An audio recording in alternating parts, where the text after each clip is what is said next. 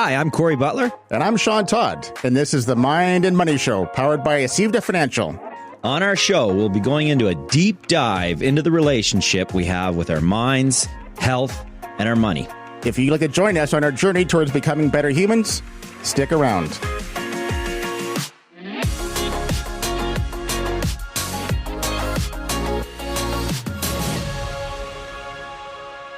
Well, we're back at it again. Here we go. Looking forward to this, Corey. Absolutely. Thanks for joining us and going on this journey. We're not really sure where we're going, but we know we're taking you on a journey with us. Some of the things that we've started to talk about is who do we want to have on the podcast?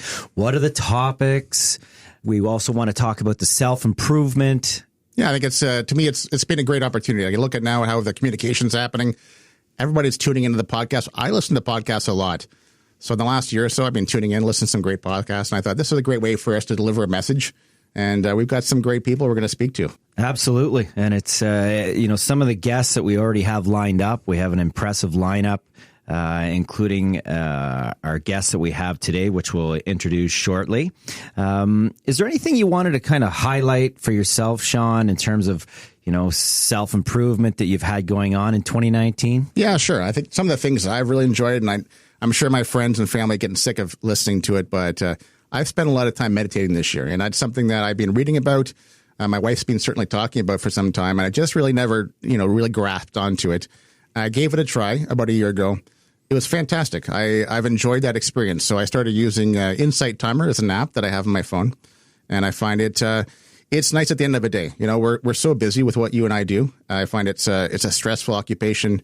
We're extremely overwhelmed at times, and it's nice to go home at the end of the day, just chill out, take some time for myself and kind of reset. And I didn't really realize, how stressful it was until you actually take time to just chill right out. Yeah, absolutely. I would definitely echo that. It's that time to disconnect, from day to day is so important. And, figuring out what that vehicle is or what that tool is to help you kind of get rid of that anxiety and stresses that are kind of flowing through your body on a day-to-day basis. And, I would say on my side, and it's kind of goes in conjunction as to what's going on with our guest today. I adopted the opportunity to start working with a trainer. And so it's been a much different process than I ever anticipated it was going to be. The need to be consistent and persistent with your own behavior and mindset is really, I think, one of the foundation building blocks to anybody's self-improvement, regardless of what area it's in. And what are some of the things that drew you to that, Corey? Like, what's the drawing attraction? Well, I was having some problems with my golf swing and firing one too many Pro Vs into the wood. You think this is going to help? Is that? Well, I'm hoping. My hope is that with Aaron's guidance, that maybe my body will function a little bit better. And this old 45-year-old beat up, been through too many wars, body is going to maybe a little bit of improvement will happen. So, I don't have aspirations we're going to get to a 5 handicap or anything, but maybe we'll get to an 8 or a 9. And it also depends whether, the company that I have around with me as to whether I'm going to be hitting anything in the forehead and firing it across the green. It's so funny. We're so golf-centric. We spend like 8 months really focusing on just having a better game. Like, it just becomes such a big part of our lives. It's so consuming. It's crazy as a golfer. It's we're hooked. We're addicts. So Masters weekend's coming up. It's coming. It's coming. It's coming. Other things that are going on out there in the world right now, a lot of, obviously this is the Mind and Money Show. Some of the things that, on the money side of the world right now, we're definitely in interesting times. We've got, the Trump factor going on. We've got the stock markets at all-time highs. People are wondering, when is it going to go bad? Yeah, it's crazy. I find that whole Trumponomics is just incredible. You'll watch it and you start listing some of these economists, and they've been saying for some time there's doom and gloom ahead, but it just seems like every time Trump tweets, it just the economy soars, companies strengthen. We've had some really positive effects there, whether you like them or not. Oh, absolutely. It's I read reports yesterday talking about how the U.S. consumer is basically the economic engine for the world for the near term future, and it's incredible what's going on there. And so we can't really echo enough the opportunities that if you are allocating within your portfolio, you definitely should be paying attention to how much exposure you have to the U.S. Yeah, I think so, right? And what other opportunities do you think that there are for a Canadian investor? I think we need to be paying attention to, your fixed income portion of your portfolio in terms of your bond weighting. The types of bonds that you have in there can really be problematic in this low rate environment. And without making things totally confusing for the listener, because most people don't even really understand the fixed income world. It's just we kind of the industry is run on an equity to fixed income split, and so that is becoming challenging as for the baby boomers. They have operated in an environment for 30 plus years where interest rates have continued to go up until now. Yep. And so is it that this time is different? Not sure. Most pundits would say we're probably in the biggest financial experiment we've ever experienced in history. Sure. And it's so funny. You see alternative investments. They're popping up. You have, even it started the trend was probably 8-9 years ago with MLP. We now have a lot of infrastructure, real estate exposure, REITs. These are some opportunities inside the portfolios. Absolutely. Other highlights out there for those that are not paying attention to their TFSA, we highly recommend that you are paying attention to your TFSA for an assortment of reasons. And just so you know that the contribution limit is at $6,000 for 2020. So that brings us to a total of $69,500 per person. So if you're a couple, you're at $139,000 for total contribution room. Really, really important vehicle that's often overlooked. It's incredible. It's incredible. It is. I'm always surprised. I'm shocked. The first time you see someone, if they haven't set up a TFSA yet, it's just so underutilized. And the people that use it seem to get it. They use it right. Absolutely. Yeah. And especially for the retirees. It's one of those tools that's very much overlooked. We've been brought up on focusing just on our RSPs, and now we have this wonderful vehicle in front of us that we really think that people need to be utilizing better. Huge difference in income planning side, money coming out taxable versus non-taxable. What a difference it makes to the average couple. After-tax income is the key to success. Yeah, 100%. 100%. Without further ado, want to introduce your guest? I would love to introduce my guest, and I'd like to thank him for taking the time to get together with us. And so with us today, we have Aaron Gartner. Aaron graduated from the University of Waterloo's Bachelor of Science program and is a certified strength and conditioning specialist through the National Strength and Conditioning Association. He is currently the head coach at a local strength and conditioning company called FitQuest, owned by Chris Schwartz. They run performance programs for athletes and provide reconditioning programs for those with acute or chronic injuries. During the summer, they run an elite hockey program, and in the hockey season, Aaron assists with the Ottawa Senators. Thanks for having me on, guys. Hey, our pleasure. Our pleasure. And by the way, he's super strong. This guy is very you can't strong. See him, but we can see him here in the studio. He's a monster. It's crazy. Well, I don't know about all that, but thanks for having me on, guys. I really appreciate it. How long have you been working at FitQuest for, Aaron?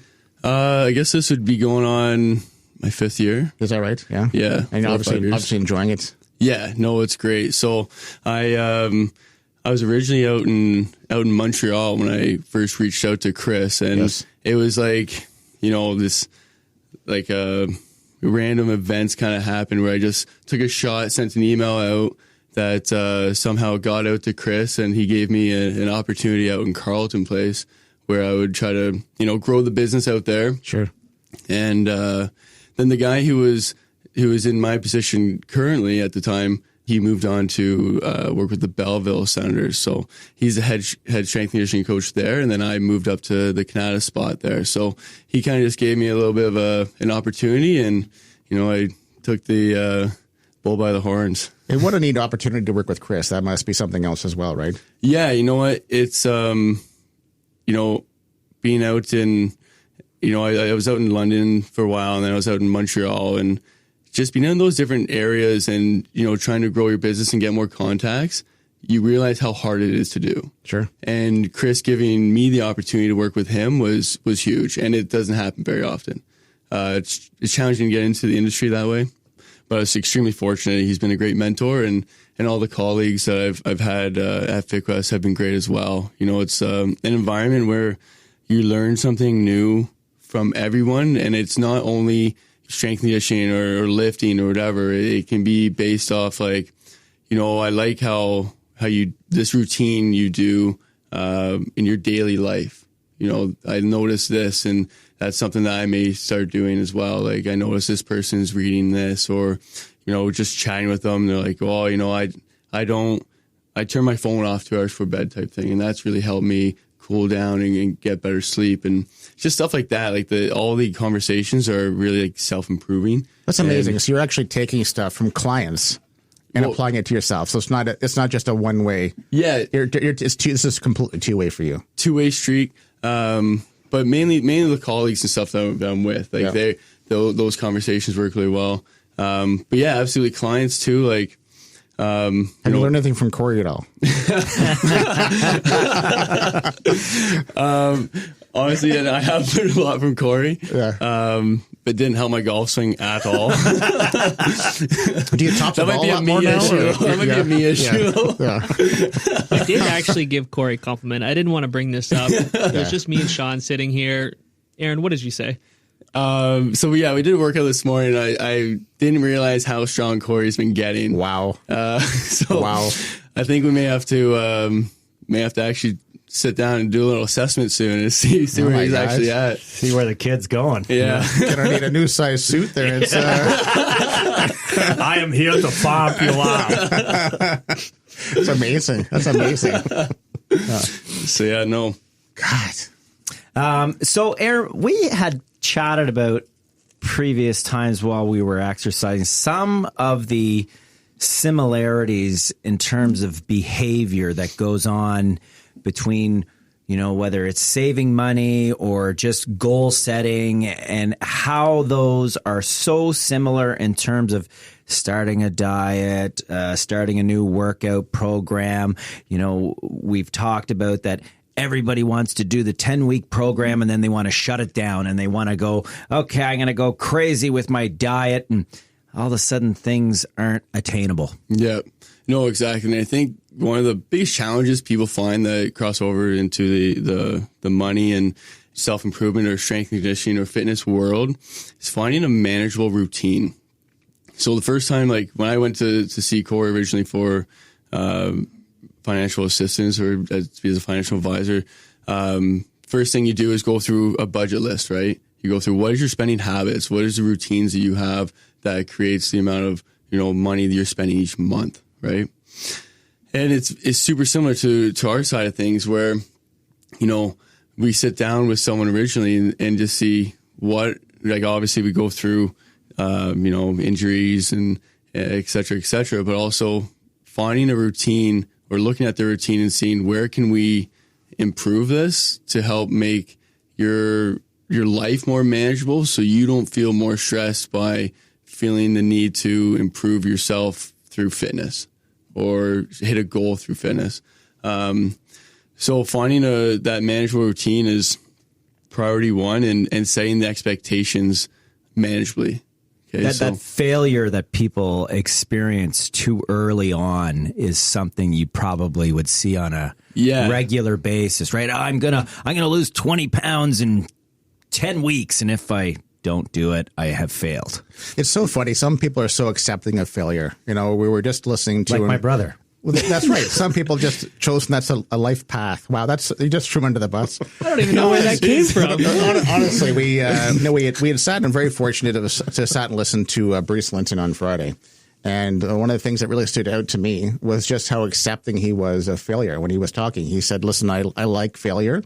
I like when things don't work because it shows him a path." And I thought, wow, that's an entrepreneurial spirit right there. And I think that's something that, successful people Yeah. grasp onto, even athletes, right? Absolutely. Listen, one of the things, Tom Brady, I was listening one time and they said, what makes Tom Brady an exceptional quarterback? And someone had said, because he can take criticism in the middle of a game. Yeah. And he says a lot of quarterbacks can't. I guess a lot of quarterbacks, you come up and say, you're doing this wrong, and it's a complete shutdown. Yeah. And Tom Brady takes criticism, applies it, Yeah. becomes more successful. Yeah. It's all about having that growth mindset, right? Taking things in the right way to improve yourself. So one thing we always say to our athletes as well is, especially, they're at that higher level, is saying the reason we're going through these tests, these performance tests, is not to say, hey, you're poor at this, but it's say, listen, this is somewhere where you're weak and you're already, you have talent.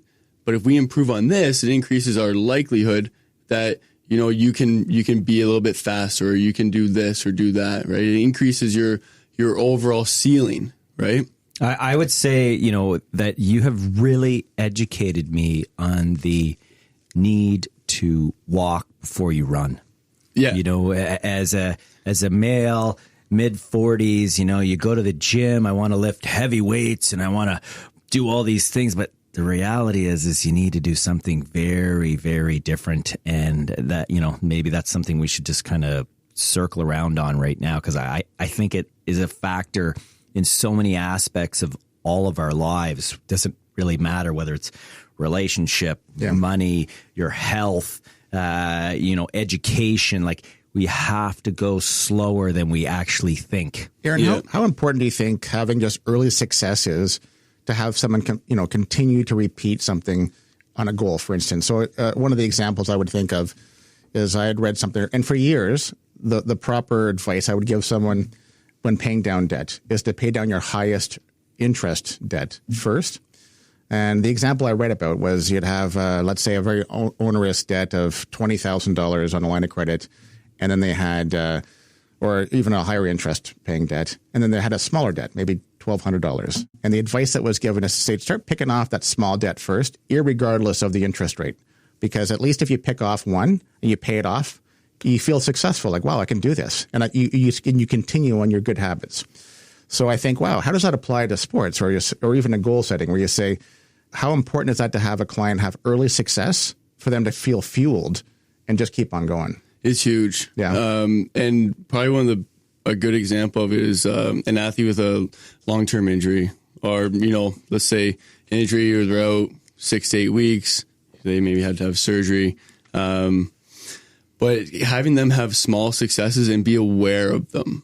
And that's the thing, like, because they're so used to being able to do all these great things, when they're injured, they're not able to. And then they don't realize that, hey, now you can move your shoulder in a full range of motion. That's a huge success. But then when you bring it up to them, like, oh yeah, like, that is good. Now I can almost start shooting a puck. Sure. And then that's once they start being able to shoot a puck, then they start getting remotivated, and they keep going that way.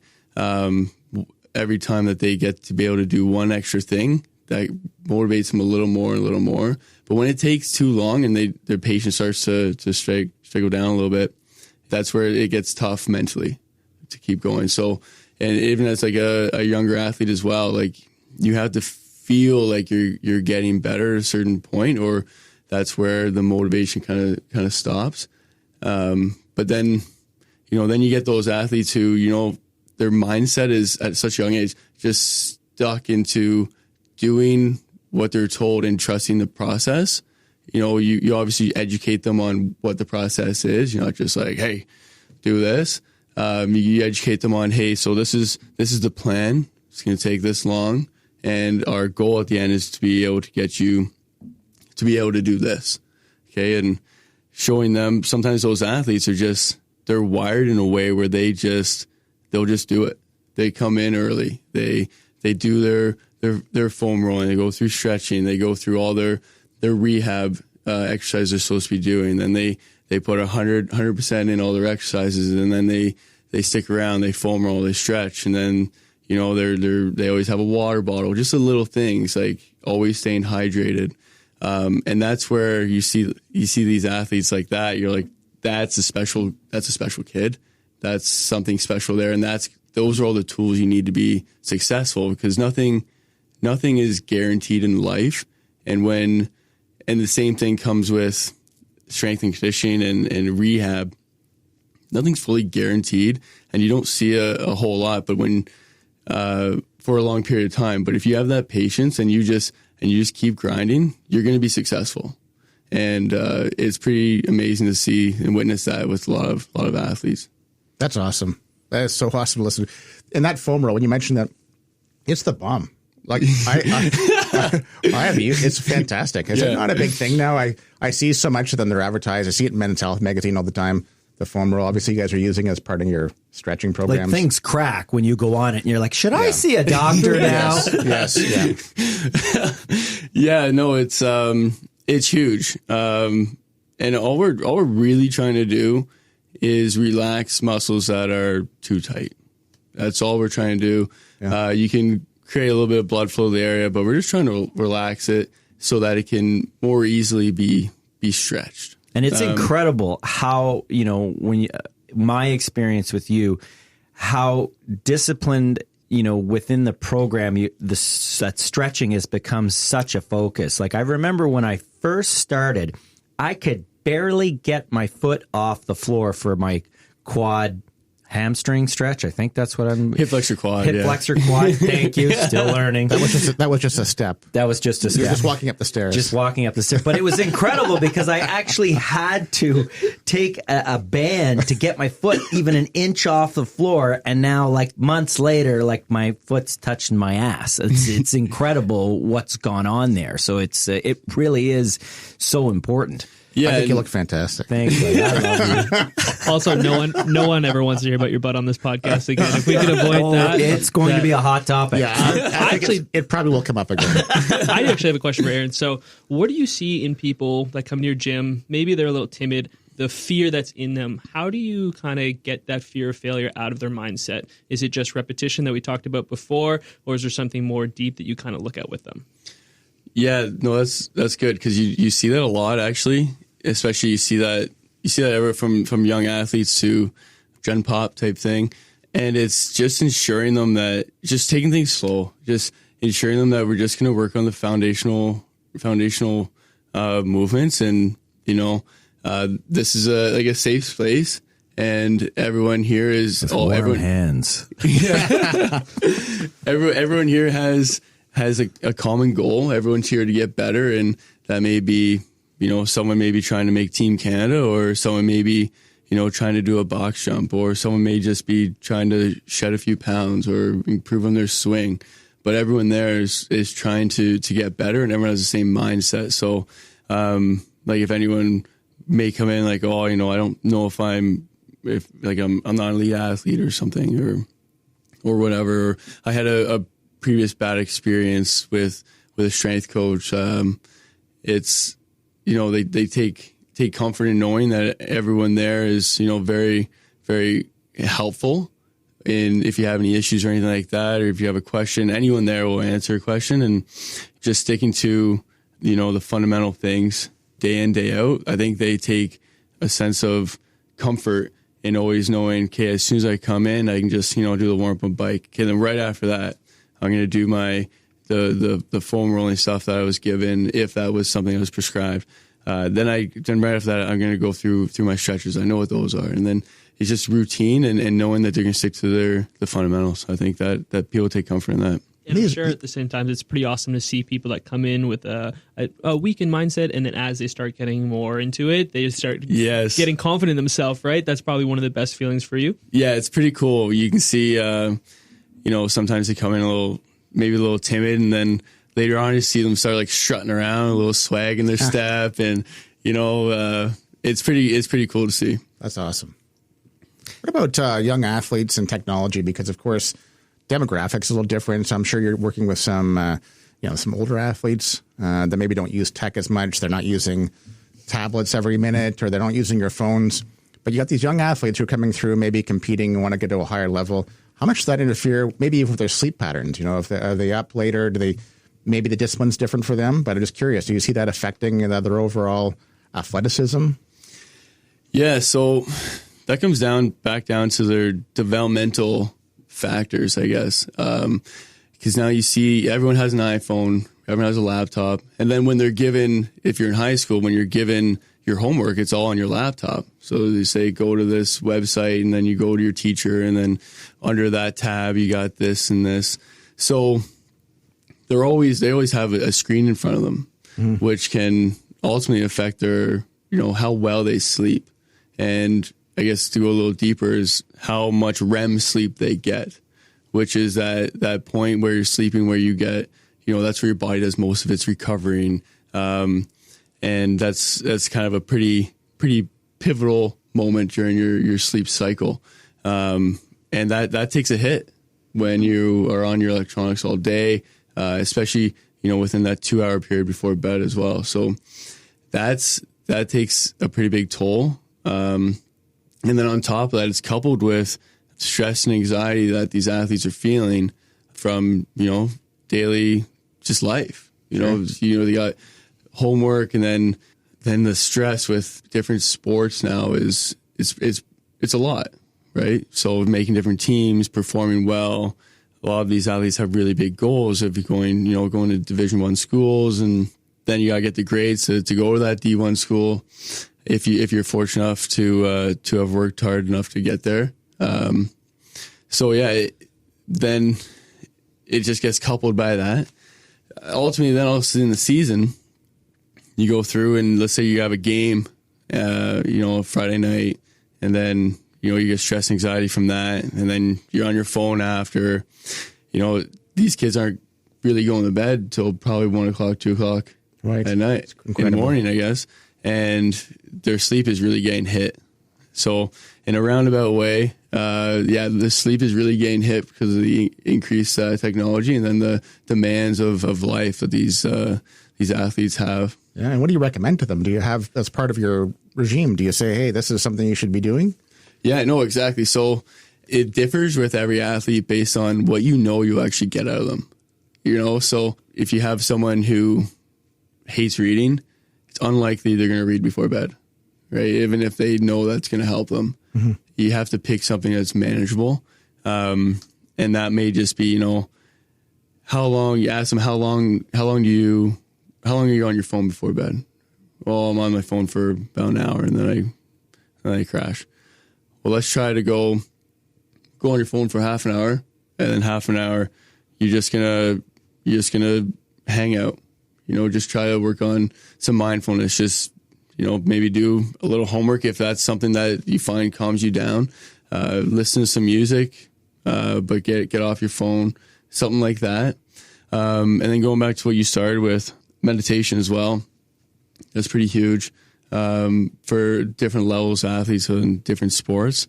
People find that super effective, but again, it depends on the kind of athlete you have and if they want to buy into that. One thing that typically works pretty well, because they see an advantage to it, would be, just jump on a foam roller and just hang out and chat with family, or go through the stretches that you have before bed. That one typically works pretty well because they know they need to be doing those things. So that one typically works good. And when the sleep slides, whether you're an athlete or CEO or anyone, then I would, my assumption would be that all of a sudden you're going to start filling voids. And whether it's you're reaching for that bag of chips, or you're having that extra beer or a glass of wine or Nutella. So you could go through it. Let's say you got to get up at 7:30 in the morning. You have a meeting at 9, but you sleep until 8. Okay, so now that regular breakfast that you have is taking a hit. Something's going to take a hit there. So let's say you grab something at Starbucks on your way. Okay, and now that something is 500 calories. It's not maybe the best choice you could have made. And then you go on your meeting, your stress is up a little bit. You got a little more anxiety going on because you're running a little bit late. You didn't really get to have your routine breakfast. Okay. So now you go through your day, you're a little more stressed than usual. You didn't have your normal breakfast. Then you go and everything's kind of running behind now. You go through your workout and you're like, okay, well, either your workout will take that hit because you're running behind, or something else is going to take a hit. So say you have an hour workout, either that comes 30 minutes, or you take that hour and something else takes a hit. So it just gets snowballs throughout the day, and it gets worse and worse. And with the stress, the increased stress you've gotten throughout the day, that's where, maybe your appetite decreases because of the extra stress hormones going on. And then you're not really feeling hungry at dinner time. And then later on at night, you start snacking just because, and there's something quick and easy just because you can nibble on some chips because it just digests better and whatever that may be. Failure sets in of the day that I didn't accomplish what I was supposed to accomplish. Exactly. And then you go to bed and you'll have a little trouble sleeping because you ate poorly that day and you're a little more stressed, and it just kind of snowballs that way. So, it's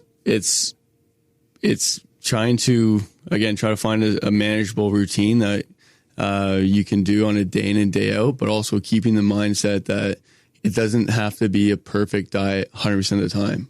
You could follow like an 80-20 rule. 80% is good, 20% is for me. Some popcorn at the theater isn't the worst thing. It's not going to kill you. If that's what you enjoy, that's what makes you happy, ultimately that's what is most important, right? If you're happy and less stressed, you're going to have a better routine, and you're going to sleep better, and the food that's going to go in your body is going to be digested better.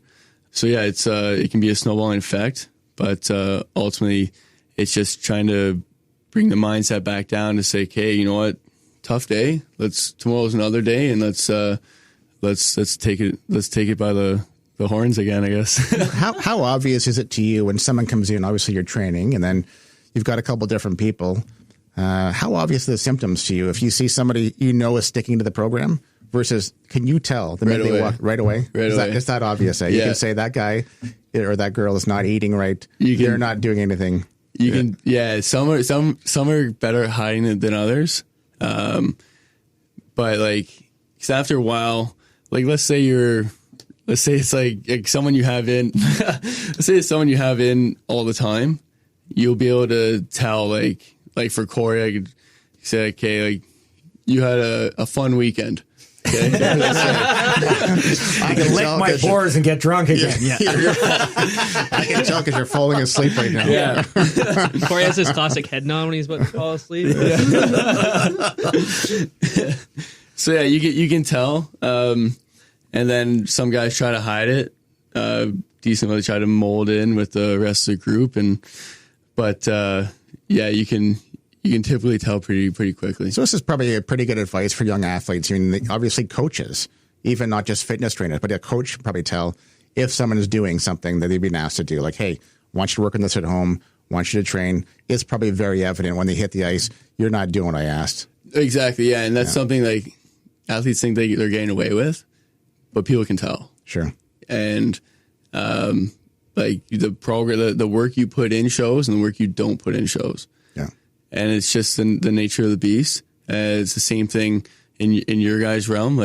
You have to work at it, and it has to be something you diligently put your body into and work hard at. And you guys you'll see growth in your side, and you'll see growth on my side as well. It's just a little different, but the ways to get there, maybe the discipline is the same. Sure. Exactly the same. Yeah. I saw Billy Smith last year at this charity hockey tournament that the Sens Foundation runs. And I was lucky enough to talk to Billy Smith, Hall of Famer, great goalie. So I'm asking him some questions and just dialoguing a little bit. And he's telling a story about how he was at a summer camp, a hockey summer camp for kids. And he said, I met a young kid that he said wants to grow up and be an excellent goalie. So he said, I gave him some advice on every day I want you to go home and bounce the ball 500 times off the wall. And he says, you're not going to hold your hand up high. You're going to hold it low like this. Well, the kid is supposed to do this. This is his homework. And a couple days later, Billy Smith sees him and says right away, I know you haven't been doing your homework. And the kid looked at him surprised, like, how did you know that? And he goes, I know because I can tell where you're holding your hand. He says, if you bounced a ball 500 times off a wall for the last 2 days, you'd have your hand down here because you'd know you'd have to catch it. You'd have to hold it lower. Mm-hmm. He says, the fact you're holding your hand here, I can tell you're not doing the drills I told you to do. Yeah. So I just thought that was wild. Yeah. Like right away, he just knew. It's just little tricks of the trade that you kind of learn as you go on. And it was like I guess the hip flexor quad stretch is probably It's a good giveaway. It's a huge one. Yeah, like if he wasn't doing it, he'd still be where he was before. And that's one, like, if any athletes listen to this, they'll get a good little laugh, because like that's one we do a lot because it's typically a muscle that's very tight with, people who sit a lot, and hockey players, basketball players, baseball players. That muscle gets super tight, and some of them, some athletes, maybe not as dedicated, aren't doing it as much as they should. Sure. Okay. And that's just a telltale right there. You can, we know you're not doing the stretches that you're supposed to be doing because you're not getting any better. Well, it's incredible when you think about it. If there's 24 hours in a day, how many of them are actually active? If I was to look at Sean and Ben and myself, we're probably lucky. We're lucky if we've got 60 minutes where we're actually moving around. Otherwise, you're in a chair, you're in a meeting room, you're at a restaurant, you're in your car, you're home on the couch, you're home in the office. There's so much sitting. It's unbelievable. So, the stretching it's key, especially for these middle-aged old guys. Yeah. What about hydration?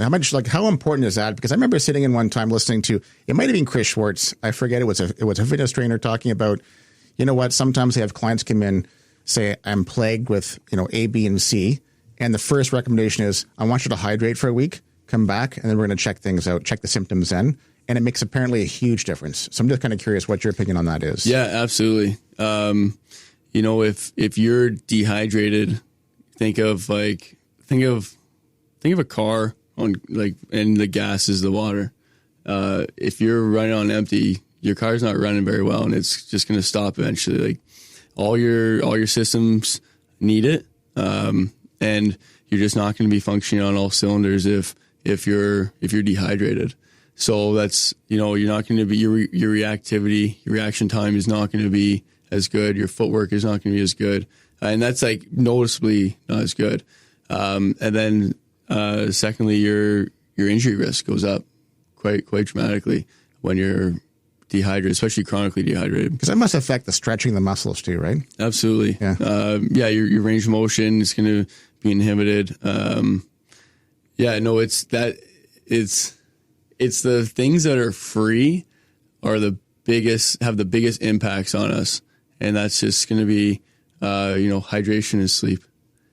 Two things that can drastically increase performance, don't cost us money, and is something that is wildly overlooked. Isn't that crazy? So you'll see someone come out. The common question is, should I be taking creatine or should I be taking protein? Well, you barely drink a liter of water as it is. Maybe let's start with that, and let's work on our 8 to 10 hours. Let's start with that. How about just work on drinking 8 glasses of water? Yes. Let's just start with those, and then after 2 weeks, come back to me and we'll have that conversation. Is the right number, like we've always heard, drink 8 glasses of water a day. Is that the right number? Like, how do you decide what the right amount is? You see people drinking gallons, but I don't have time to stand at the urinal all day. Yeah, that's true. Honestly, I'll generally go with more is better. Just drink. The point where you feel thirsty, you're already 1% dehydrated. Wow. So I'm going to take a sip of my water. Yeah. That's generally what I'll tell people, to always have a water bottle with you and continually drink. I like the 3 liter benchmark, but there's a lot of conflicting stuff out there.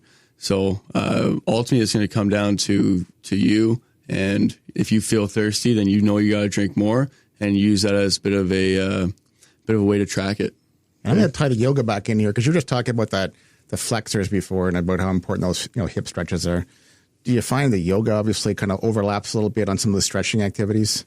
I find yoga great for 2 things. One, obviously, it helps with your range of motion, forces athletes and people to stretch. But then also, it gives you, and it ties back to something we've already talked about, gives you that time to yourself. Gives you some time to just be in the moment and be mindful, and brings your your whole body down to a more relaxed state, which is something that we all need. A lot of people have jobs that are stressful, family stressful. Elite athletes, they're always in this sympathetic state where they're very I guess the word would be stressed out or anxious on their regarding performance or whatever. And using hockey as an example, it's a fast sport, it's an explosive sport, and it takes a toll on your body. You're going to be in this fight or flight mode. And it's important to bring your body back down so it can regenerate. And I find doing something like yoga, like midway through the week or once a week, is extremely helpful physically and mentally. And how important do you think it is for a successful athlete to be able to reset, like right in the middle of a game even? I watched Jordan Spieth blow up on, I think it was hole 10. I think resetting is so key, right? And it's huge. Let's say if you can't bring your body back down as let's say a hockey player, and throughout the season you're always stressed, you're having trouble sleeping, having trouble relaxing, you're gonna break down eventually. That'd probably be a safe bet. I would say so for sure. I think and I don't think it's just athletes. I think people's day-to-day life, whether you get upset driving in traffic or you have a fight with your spouse or something, you always have to have that ability to reset, refocus, to move on to the next task at hand. This almost goes back to what you were saying earlier. We're talking about, the start of the year, the goals, I'm going to be a better person. I'm going to go to the gym more. And I think sometimes we come across our first failure and you're like, oh my God, I just blew it. I had an argument with my spouse, or I didn't go to the gym last week. Shot 100 on the golf course. Boom. And then it's like, here's a great opportunity for you to say, you know what? That was last week. This is this week. I'm going to reset again, try it again. And I think that ability to do that probably allows us to advance a bit if we do it, if we challenge ourselves. Yeah, it's extremely important. And just learning from our failures, just like I think you touched on earlier, is, maybe I failed today or this week, but next week is a new week and I can, reinvigorate my goals again. It is extremely important. And then even on the day-to-day basis, like Corey's saying, like being able to, go through traffic and let's say someone cuts you off, don't let that ruin your day. Being able to take a deep breath and bring that mindset back to, having a good productive day I think is key. It's so funny. There's so many things that stress us out. We're so busy now, and it's so easy. You make a good point there about getting stressed out in traffic, and then if you advanced yourself a year from now, you'll never remember that moment. Yeah, never. It's really not worth getting upset about. Yeah, but we do. We just kind of bite it like a fish going after a lure. It's like, I need to engage in that moment for something. It gives you something. Yeah. It really shouldn't. We should be more positive. There's no payoff. There's absolutely none. Zero payoff. No payoff. None. More stressed. It throws your day off in the beginning. Over what? Yeah. Really? Absolutely. It's all negative. It's bad. So what's some of the, do you like to read at all? What do you do to keep yourself hitting your goals outside of fitness? Yeah, so that's something that I've been kind of working on myself, is trying to find different routines that I can work on to self-improve as well. And I found reading's been huge. Trying to take 10-15 minutes a day and just read rather than trying to scroll on Instagram or anything like that, or trying to read while getting some cardio in or something like that. That's been my one thing I've been really trying to push on. I guess actually secondly is trying to get into a good routine with food, and just picking different meals and prepping for the week, and that's been huge on just a weekly routine. And it's just like something that takes not a lot of time. You spend an hour cooking on a Sunday and make a few meals, and it's insane how big of a difference that has on the rest of your week. I found that extremely helpful, and something I'm going to keep pushing on and getting better on into the new year. And that's something that we've talked about extensively, is food in terms of what you're putting in your mouth. And we've talked about all these, we didn't touch on it today, but we've talked about all these different diets that are out there, and they're always, you're taking something out or adding something.